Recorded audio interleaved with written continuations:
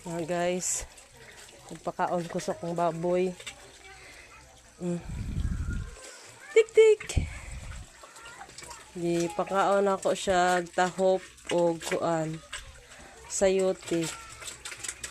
Na buyag sila kay ginasagulan ako kuan sayote.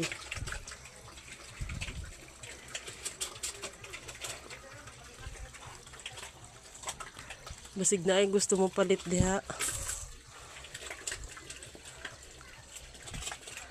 2 months and ano na ni siya guys. 22 days.